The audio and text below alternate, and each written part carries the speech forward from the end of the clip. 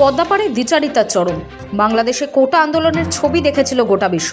সেই কোটা বিরোধী আন্দোলনে পতন হয়েছিল শেখ হাসিনা সরকারের। জুলাই বিপ্লবের জেরেই বাংলাদেশে মোহাম্মদ ইউনূসের নেতৃত্বে প্রতিষ্ঠিত হয়েছিল অন্তর্বর্তী সরকার।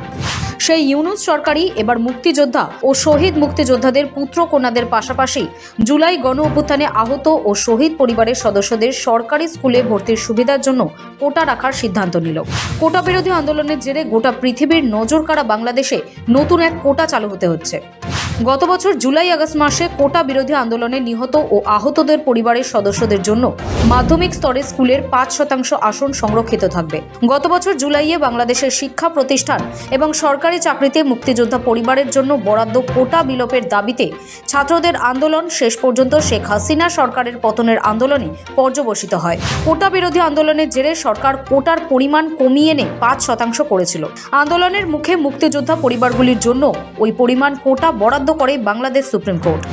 সেই একই কোটায় এবার সুবিধা পাবেন জুলাই আগস্ট আন্দোলনের নিহত ও আহতদের পরিবারের সদস্যরা।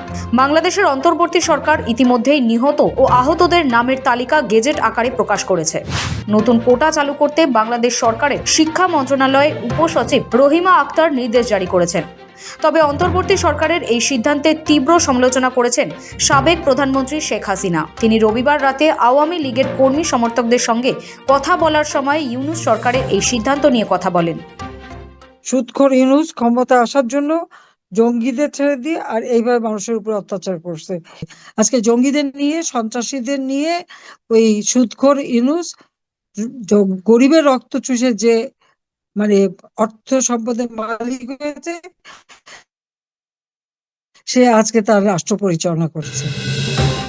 কোটা বিরোধীদের জন্য কোটার সুবিধা দেওয়ার সিদ্ধান্তে অনেকেই বিস্মিত, ক্ষুব্ধ।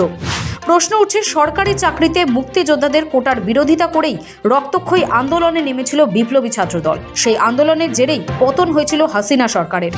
এরপর গঠিত হয়েছিল ইউনূসের নেতৃত্বে অন্তর্বর্তী সরকার। এখন গদিতে বসে সেই সিদ্ধান্তের বিরুদ্ধে গিয়ে সংরক্ষণের পথে হাঁটল ইউনূসের সরকার। বলা বাহুল্য, যা চরম দ্বিচারিতা। ব্যুরো রিপোর্ট, সময়, কলকাতা।